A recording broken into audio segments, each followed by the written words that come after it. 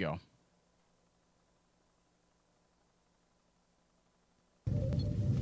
Holodeck 3 program is reinstated. Open sesame!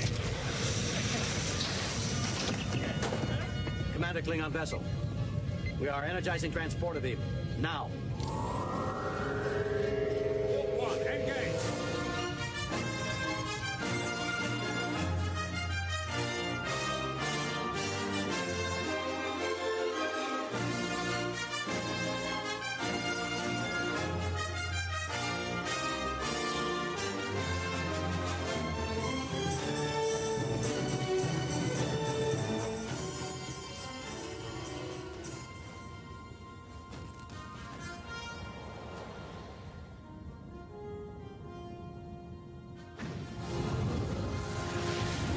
All right, hello, welcome everyone to Star Trek from the Holodeck. This is the Lower Decks edition. I'm your host, Michael Flores. If you are new to our show, we actually cover a very wide variety of Star Trek content, and you can find our podcast wherever you listen to podcasts. Just search From the Holodeck. Our preferred podcast provider is, of course, iTunes, but you can find us wherever you listen to podcasts. And give us a 5-star rating and drop a review. It helps our show grow, and we get more eyes on our show. So in the studio with me today is, of course, Ensign David Sabal. Hello. How's it going, Captain? All right, so we are back to discuss Season 2 of Lower Decks. The series that basically everyone wanted to hate. Yeah. But at the end, we all love it now. Yeah, I mean, I couldn't put it better any other way. You're absolutely right. You know, before the first season, I had little faith in this show, but it quickly won me over and ended up being, in all honesty, Dave, it ended up being the most Trek of all of the new era of Star Trek under Kurtzman's leadership. And that's not a bad thing. I'm not saying anything bad. I'm just saying that this show surprised me, that out of all of the Star Trek series to date that we've been given, Picard, Discovery, and Lower Decks, even short treks, I feel like I've enjoyed Lower Decks more than the rest. So I am very excited for Season 2, Dave, which also makes me nervous because now that there are expectations, we know what that means, right? Like before we had no expectations. We're like, all right, let's give this shit show a shot. And now that it wowed us and amazed us, now there are expectations, which isn't always good. Well, especially since like the season finale. The season finale for me was absolutely perfect for the series. Yeah. I mean, ending it with Riker and the Titan showing up. Yeah. And I remember me and you were just giggling because we both were like going, when that happened, all of us, all Trekkies out there turned into Boimler. Oh, yeah. We got all fanboyish and pointed at the screen saying, it's the Titan. Yeah, oh, yeah. We literally were Boimler. When he yelled Titan, it's the Titan. We were all saying that as well. I remember getting on the show and feeling completely like an idiot because I was literally him. And that's the thing. That's the same face and all. And that's the thing. This series, honestly, is the most fun Trek I've had for all of Kurtzman. Yeah. I mean, Discovery's great. Don't get me wrong. I enjoy Discovery. Absolutely, yeah. And there are great things about Picard. There's great things about Picard, but like, Lower Decks is the only one that I walk away from and go, that was really fun. And I actually felt like I was watching a Star Trek type of story being told. Right, with just a lens of comedy. I mean, through a lens of comedy, I should say. And honestly, it doesn't matter if it comes off in the form of comedy, because as we know, Star Trek can be many things. It doesn't have to always be what we've been given throughout the last, 50-plus years. So the fact that Mike McMahan comes in and gives us a show that's just steeped in humor, and yet it still works as a Star Trek series, took me by surprise, because I didn't think Star Trek would work, in a comedy format. But I will say that the reason why it does work is because he chooses to focus on character-driven episodic stories that speak to the bulk of the Trek audience, the old school fans, particularly the ones like ourselves, that have been here on this Trek train for a very, very long time. Mm-hmm. And like think about it. Out of all the writers we've dealt with in Kurtzman's run of Star Trek in his era, Mike McMahon's the one who I feel legitimately is a Star Trek fan. He's approaching his series with the love of Star Trek. I don't think he was that typical guy that says, yeah, I like Star Trek. Really, what Star Trek did you watch? Oh, I really love Next Generation. Did you watch Deep Space Nine? No. Well, then are you really a huge Star Trek fan? No, you're a Star Trek The Next Generation fan, which is fine. But then you have someone like Mike McMahan that, in my opinion, it feels like he understands all of Star Trek because he's watched all of it. And every single episode, especially from the last season, every single episode that he has given us, every single time I feel like he's always trying to prove to the audience, hey, I love Star Trek as much as you guys. Guess what? You know this reference? I'm only the only one that knows it. Yeah, he's flexing that Star Trek card. It. He's like, you see this? I got one. And like, it's funny to me because like you'd expect this type of passion out of the other series, especially like Picard and maybe a little bit of Discovery, but it's a It's I hate saying that word. Mm-hmm. It's a cartoon, but it's an animated show that is outdoing everybody in the new era right now. Yeah. Well, again, I feel like I don't necessarily feel like this is a thing. Like, I'm okay with the new era of Star Trek and how they're telling stories, but there are a lot of complaints, Dave, about how they're telling the stories and how everything has to be very dramatic, world-ending storylines. And they said that's not what Star Trek was always about. You would have like a 4 or 5 episode arc many times where, okay, we need to save the universe, or we need to save our lives, we need to save this ship. Yeah. Whereas Discovery now is going on like 3 seasons where they're trying to save the universe. And then Picard now trying to save the universe from AI invasion, which is basically Discovery season 2.0.1.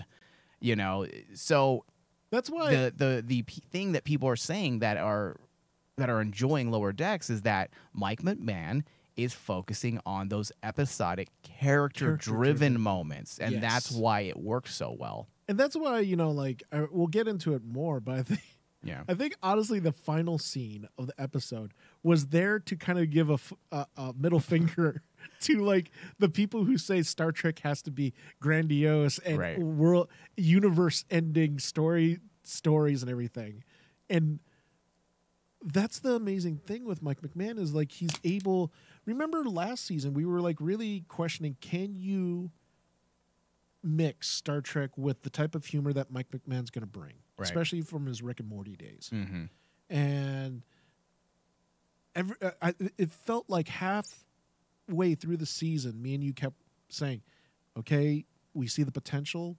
We see the potential. Where's the moment that we say, okay, Mike McMahan knows what he's doing?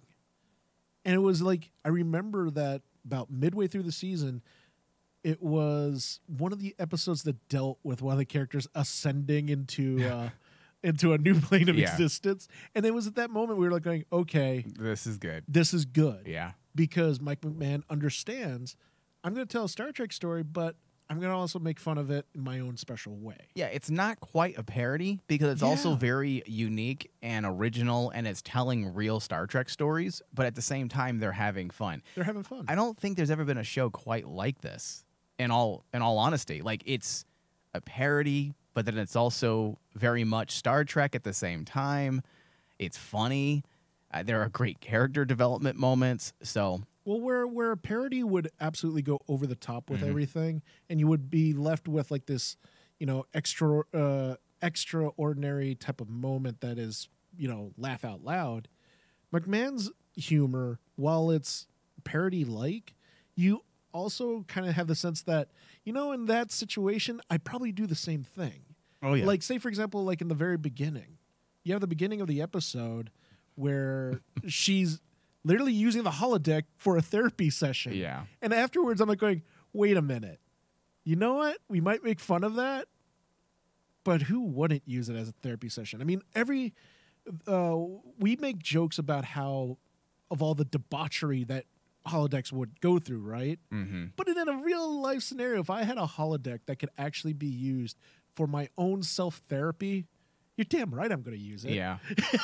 Well, I believe we said that during our during the last season discussion. We said that Mike McMahan uses a lot of the jokes that we have used throughout the years. Yeah. And that's how you know he's like a legit Star Trek fan, because the jokes he makes in this show is the jokes that you and I and many Star Trek fans have made amongst ourselves for decades. I mean, look at the beginning of this episode with the Cardassian The four lights. I can't even think of the name right now. The Cardassian Interrogator. There, thank you. I mean, the four lights. I mean, that has been a joke between me and my brother since we were kids, and of course you and I as well. The four lights, and then look how the episode opens up. It's amazing. It's amazing. Yeah. So it does seem that Mike McMahan isn't going to change much to his formula, and I'm on board for that. Like, listen, don't change your formula. What do we always say? Don't reinvent the wheel. If it's working, don't change it. Yes. And just by, viewing the opening of the very first episode of season 2, we already can tell that we're going to fall right into that formula. Yeah. And the cool part too is like he still has the mindset of a writer to continue his narrative. Like, oh yeah. The fact of the matter is like we pick up right on the at the end of season 1 with Mariner. She's dealing with this new scenario that she's in, and it's very different for her dealing with her mom. And they continue the narrative. They continue the character growth. And that's something that I'm very pleased with, that we didn't cut from season 1 and then, all right, new scenario, new stories, and we're kind of just going to forget what we did with the first season. Exactly. But no, you're absolutely right. They picked up pretty much where we left off. All right, so let's officially get into this. Season 2, episode 1, titled Strange Energies. It was actually written by Mike McMahan himself, the showrunner and leader. The synopsis: the USS Cerritos is dispatched on a mission which results in an encounter with a strange energy. So, as you had mentioned, Dave, this episode opens on Mariner back to her old antics as she feeds her adrenaline junkie needs by working out in the holodeck through a Cardassian interrogation program where she passive-aggressively lets a hologram version of Boimler die. And the funny part is, Mike, I'm sorry, I saw this, and the way Mariner uses the holodeck, I pictured you doing this. Oh, yeah. I would put people, I'm like, you're going to die, you motherfucker. I remember what you did to me. And I was like going, see, this is the type of humor that we as Trek fans would understand. Yeah, I just loved how Mariner literally is all of us in that holodeck. I mean, okay, correct me if I'm wrong. Didn't last year open up with her in the holodeck and she had a program with a bunch of nude dudes working out? I think so, yeah. Like they were on treadmills running with no clothes. Yeah, that's fucking great. So McMahon didn't waste any time getting right back to Mariner's many problems. The most flawed, I'd say that, the most flawed Starfleet officer of all time is still struggling to follow the rules, but after the events of last season, she has managed to find common ground with her mother, Captain Freeman, which was, I would say, the bulk of the myth arc last year. Yes. So they are bringing that little bit of closure because it feels like, hey, listen, they're still going to be at odds, but they respect each other. They have found a new level of respect. So here's a little closure on that, but moving forward, there's still going to be a little bit of an antagonistic relationship there. There's progression. Yeah. There's actual natural progression with characters. Yeah. That I wasn't expecting. Like in a animated show, to see like them take story arcs and give their characters some natural progression. It feels good. What's that? and that's the thing that drives me nuts nowadays, especially when me and you have covered like some of the other Star Trek things where they just basically forget about the progression of the last season. There's either no progression for numerous episodes, and then suddenly by like episode 7, there's a bunch of forced progression in a single episode, and we're left wondering, what the fuck did we just watch? Yeah. So fortunately, I don't see them redoing any of Mariner's problems with her mom for this season. No doubt it will be used as a bit of a sounding board, if you will. However, it does look like Mariner's insecurities will continue to be front and center, which is the best part of this character, is her insecurities, specifically when it comes to her friendship with Boimler, which I have a feeling, Dave, that might actually be the myth arc. I have a feeling that Boimler, are we going to get his name right this year? Because I'm already struggling with his name. Boimler, I have a feeling, is going to be on the Titan all season, and we're going to go back and forth. And sure, they may meet up with each other here and there throughout the season, but I have a feeling that's what they're going to do. There's going to be a lot of back and forth, passive-aggressive. Mariner is going to do things to Boimler on the Titan. Boimler is going to be miserable on the Titan because he can't take it. So, well, dude, the moment when basically they said, the crew thinks that Boimler got everything he wanted, which is true. He wanted to be on the Titan. Be careful what you wish for, right? And they were like going, he's probably so happy right now. And then they just smash cut right to Boimler in the middle of like a battle.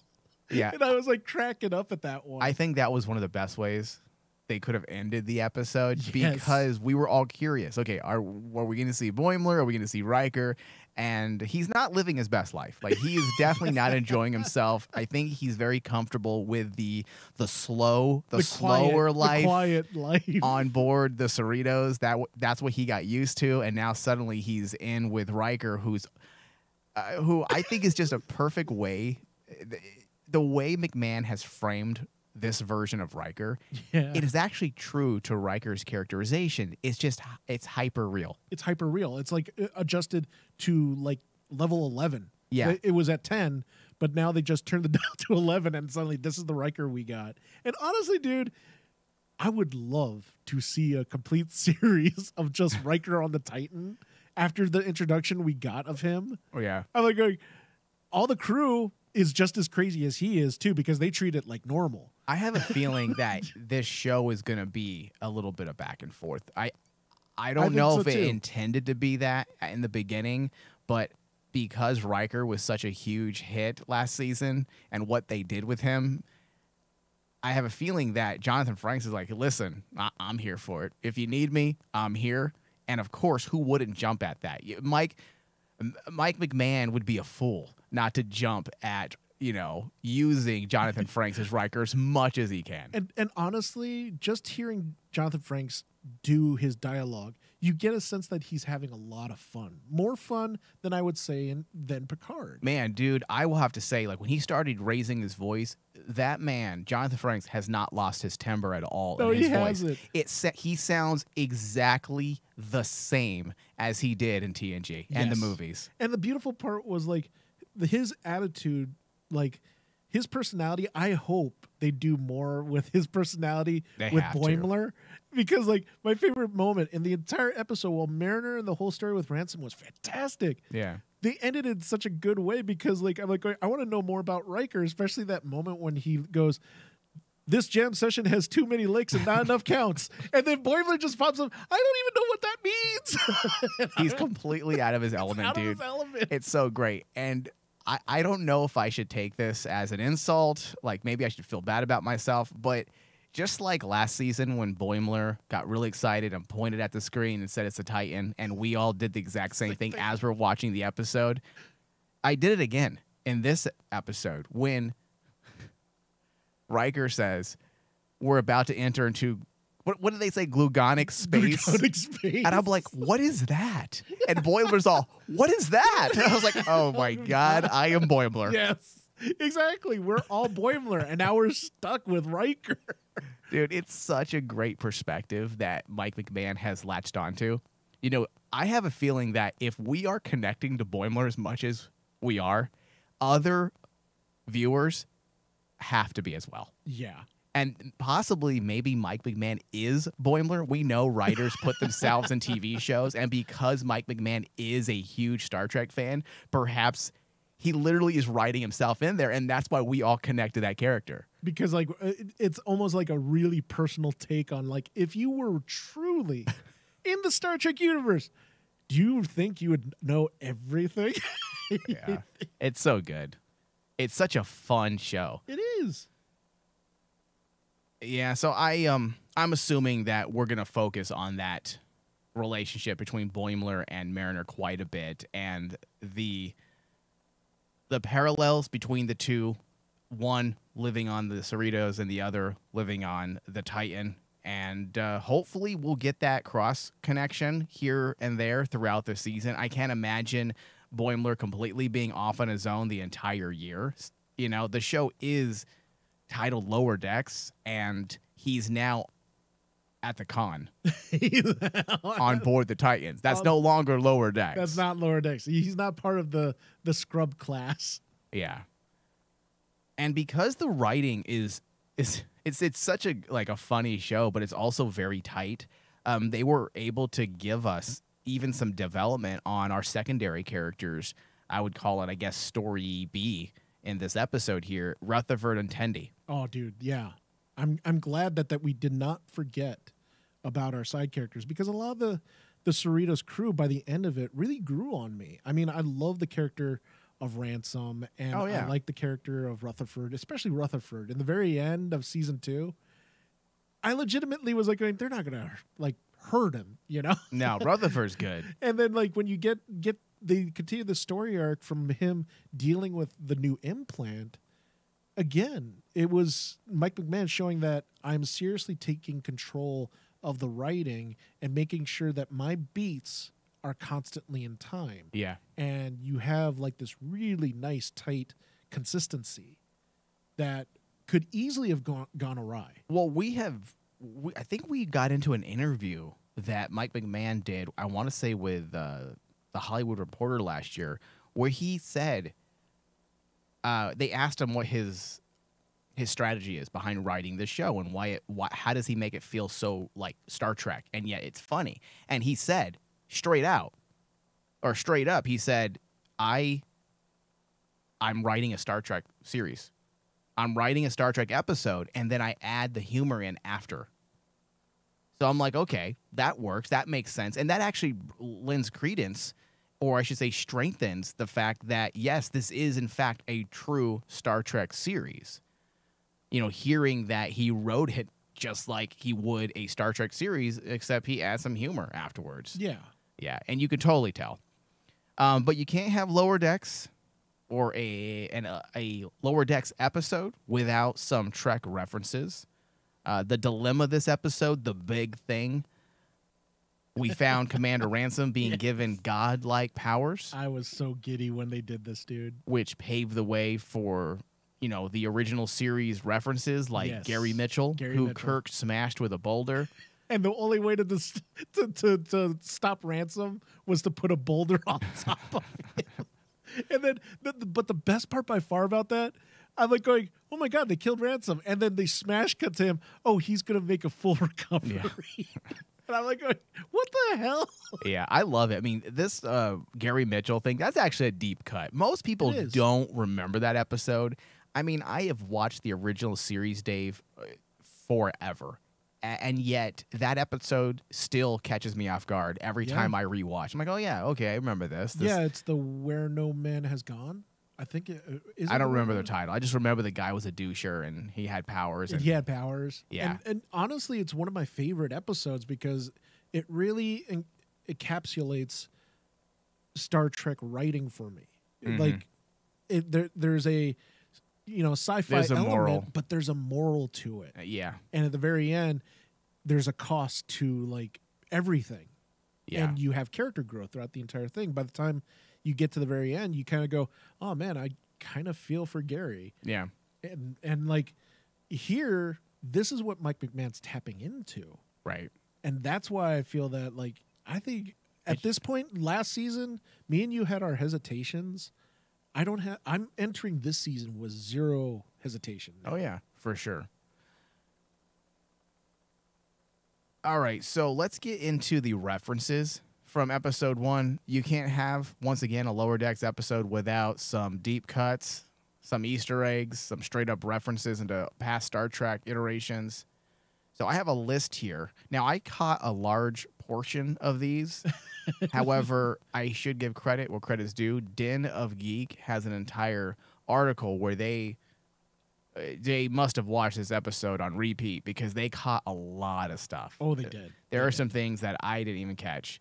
Now, the first one is they keep showing me lights. That's an obvious reference to the episode where Picard was captured called, or I should say titled, Chain of Command, where Picard was captured by the Cardassians, and it spawned decades of jokes about 4 lights. 4 lights. Too many ships to count. All right, so there are an assortment of ships that were inside of the Cardassian facility. There was a Federation runabout, a Jem'Hadar fighter, a Nemesis-era Romulan warbird, an old-school Romulan warbird from the original series, and a Federation fighter craft, like the one seen in TNG's preemptive strike. Now, Mike, I read about this, and a lot of people were speculating this was Mike McMahan making fun of Picard, because in the very end, they couldn't show like all these ships. Yeah. And I heard that basically a lot of people were saying this was Mike McMahon's little dig at Picard. So they're like, hey, look, this is how you show billions of ships that are different. Yeah. I like how he did a cartoon, and yet he was able to animate, tons of different vessels. Tons of different vessels. And he didn't bother to clone stamp like some shows. Picard. So the next reference, the Miranda class USS Mcduff. We saw Mariner steal a Miranda class Federation starship when she was in that holodeck program. Now, of course, Dave, the Miranda class was first seen in the Wrath of Khan. Yep. In the form of the USS Reliant. The bridge for this ship is basically identical to the Reliant. To the Reliant. Yep. And that was actually a really cool nod. I thought that was actually a cool thing. Yeah, it was. All right, she says, what, am I confused today? I am. The next reference, I know we're not supposed to have interpersonal conflict. Mariner's dislike of Jennifer is punctuated by her talking to herself, saying, I know we're not supposed to have interpersonal conflict, but I really hate that Andorian.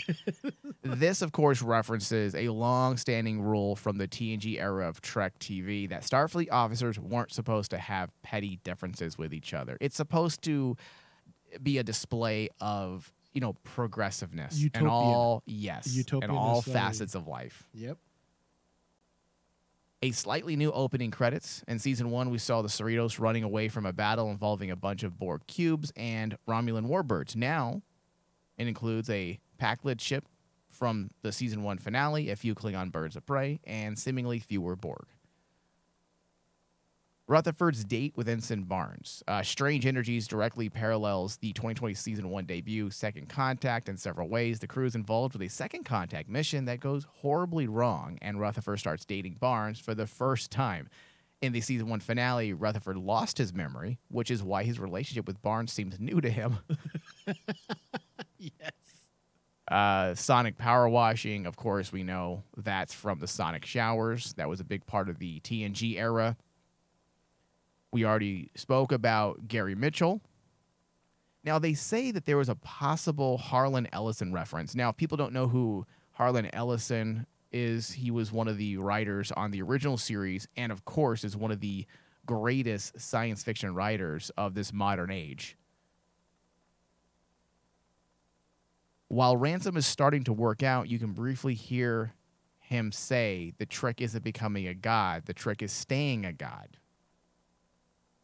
This could be a reference to the axiom attributed to Harlan Ellison, the trick isn't becoming a writer, the trick is staying a writer. Okay, that's a stretch. However, because Mike McMahan is a writing nerd, yes, I can see him doing that. Exactly. Yeah. That's why when I first read about this, I was like going, I don't know, I could see him using this as a reference. Yeah. Especially because Harlan Ellison is one of the most important writers for Star Trek. He gave us the best Star Trek episode of all time. That all Trekkies out there basically say He is the one that gave us the greatest Star Trek episode of all time. So the it would city make on the edge of City on the Edge forever, of Forever. right? Yeah.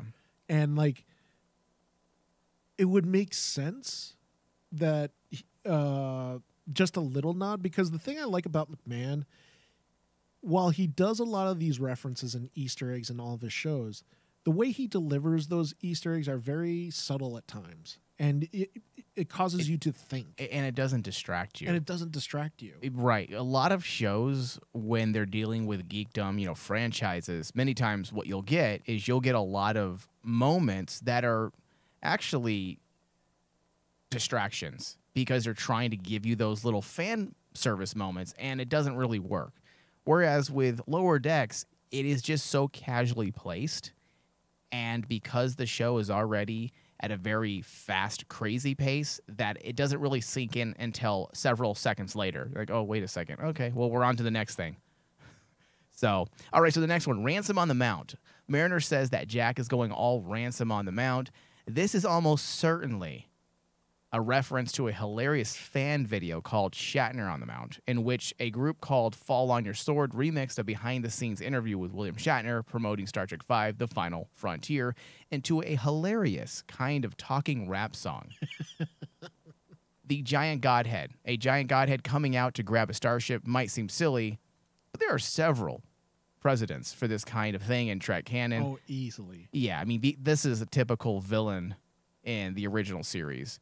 In fact, it says in the original series episode, Who Mourns for Adonis, sorry. A giant green hand. That's right. Yeah, a giant green hand grabs the Enterprise, which is later revealed to be the hand of the god Apollo. The last thing is just kind of the LDS thing. Here's the next one. Rutherford incorrectly refers to SMD as LDS. This one I did catch. This references a few things. First, for most fans, the official abbreviation of Lower Decks is LDS, right? But that abbreviation also references a very popular joke from Star Trek IV, The Voyage Home, in which Kirk incorrectly refers to the drug LSD as LDS. Yeah, so those are the main references. Is there anything that you caught or something you would like to mention before we move into our final thoughts? I think we covered most of them, right? I think honestly, my favorite one was the Ellison one, because the Ellison one, that is a smart way of doing a reference. If it was supposed to be a reference, Mike McMahan hasn't come out and said it's a reference. I'm pretty sure it is. But we all know that just with all the elements out there, he did it so nice and subtly that you don't realize it unless you are like a fan of Star Trek and writing like us, the hardcore fans. And it's a really great example of how Mike McMahan is able to do these references and Easter eggs without distracting you from the story. How many times, how many series have we covered where people have tried to do references and Easter eggs to the bigger franchise at whole, and it takes away from the story? Yeah. This is how you do it. This is how you do it. This is surprisingly, and listen, I'm still shocked. This is a well-written show. It is. I know there are still some haters out there, but I think the people that are hating on this show, I feel like they have just found comfort in hating on this new era of Trek. I feel like it's just become a habit for them to just kind of say, fuck it. It is. This is Kurtzman era. And listen, I understand. Kurtzman kind of did it to himself. There are a few things he has done that I don't even agree with, of course, despite the fact there are some people out there that have listened to our shows that then send messages calling us shills for Kurtzman, which is the farthest thing from the truth, because we have taken Kurtzman to task so many times. But also, we're not biased. If something is good, something is good. I'm not going to hold the entire franchise hostage in some type of toxic, prison because I didn't like something that Kurtzman did. Especially when it's a series that has honestly earned its fun title, its fun, resume. Yeah. The series at Lower Decks is fun. Most of the time that I see people criticize Lower Decks, they basically say, they call out the references and call them stupid. But then, at the same time, they're laughing at them. Right. So if they're stupid, but you still find humor in them, ultimately, what are you trying to say? Yeah. And that's why I agree with you 100%. At this point with Star Trek, with people who hate on lower decks and just don't want to have fun, that's it. They just don't want to have fun. Yeah. And we're girls, and we just want to have fun. Yeah, pretty much. I want to be like I want to be on Titan with Riker. Yeah. We are Boimler. Let's be honest. We are Boimler. We'll be scared, but I'll have fun. Yeah. All right, so this does bring us to our final thoughts. Mike McMahan wrote this episode, and it was fun, but it wasn't as solid. I'll be honest. It wasn't as solid as the episodes had become by the end of season 1. It's not bad, but I feel like it is a bit inferior when compared to where we left off. But this is just the beginning. Exactly. And we're just getting started. They're laying down the groundwork for what's to come. So, listen, far from being horrible, it was very fun. I'm going to give this episode an 84%, Dave. Go ahead. I'm gonna actually give this one an 88. I was actually veering between 88 or even a 90, but giving it a 90, I think, is only influenced because this is the one time that I can fully feel that I have fun. I had fun watching a Star Trek, something that's Star Trek related, and most of the going up to the 90 is because I want people to stop their toxicity and basically just say, hey, let's watch a series that is made to have fun and not shit all over it just because of outside influences that the series has no control over. Yeah.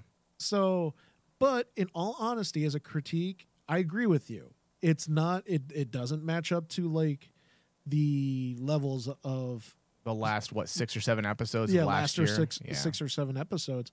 But it was a good start. I would have to say that this was a better start than season 1. Oh, yeah. Oh, easily. Because season 1, remember, we were nervous after that first nervous. episode. In fact, I think we hated on that first episode, and then we came back. We're like, for the second episode, and we're like, okay, well, this is pretty fucking good.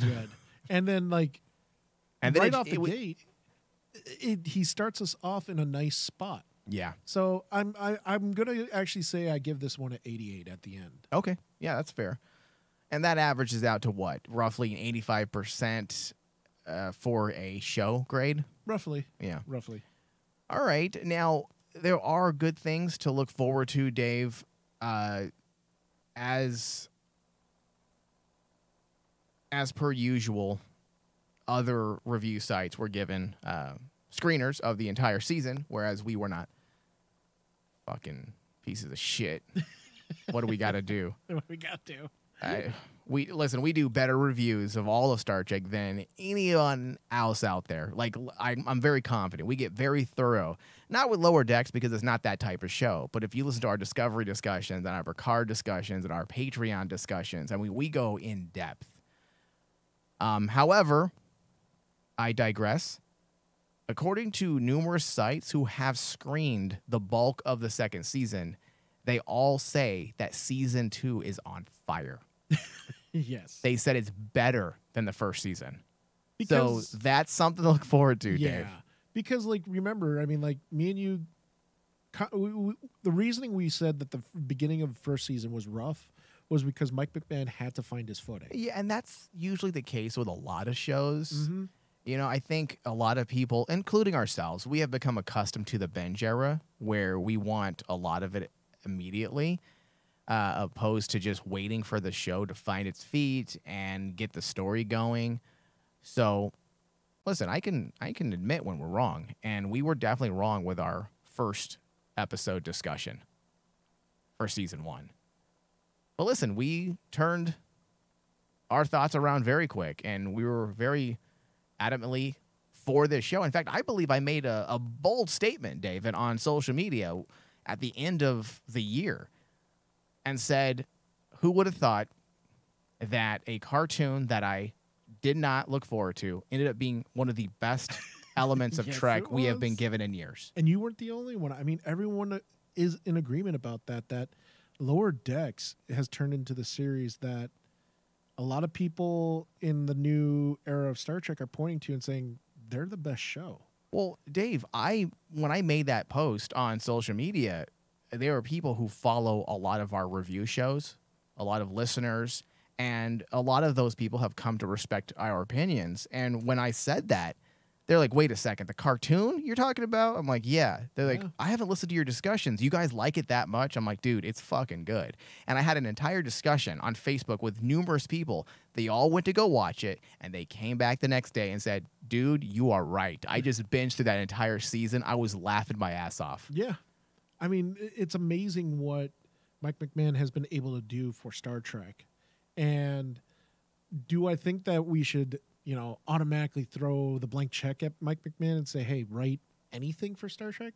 Not quite yet. I mean, stick to your guns. Right. And stick to what you do. And stick to what you're good at. We don't know, honestly, if Mike McMahan could do anything outside of cartoons. That's his thing, and there's nothing wrong with that. If that's your thing, that's your thing. But we'll see. Maybe they will give him a live-action episode to write on Discovery or Picard or Strange New Worlds, and then suddenly we're like, holy shit, this guy can fucking write live action as well. All right, now give this guy a fucking blank check, please. Exactly. All right, Dave, we do need to wrap up our show, but before, I want to remind people to please find us on iTunes, give us a 5-star rating. We do need those ratings because it does bring more eyeballs to our feeds. It triggers those algorithms, and it helps us grow the show. And if we don't grow, there's no reason to continue doing this show, so we need your assistance. Also, patreon.com/RainmanDigital. When you pledge $5 or more a month, you will gain access to additional Star Trek discussions from David and I. We get into all of it. We have hundreds of hours already there. So when you subscribe, you're already going to gain access to tons of shows, an entire backlog, a library of shows. We get into topics pertaining to Q. I think we have like a 7-part series there. We have a 7-part series of discussions for the Borg. We're currently working our way through a 12-part discussion that is based solely on the Maquis. Yep. We have gotten into a discussion on Section 31 as well. We cover comic books. We do a lot of Star Trek content. So patreon.com/RainmanDigital. Be sure to pledge. Thank you, David. Thank you. Let's live long and prosper.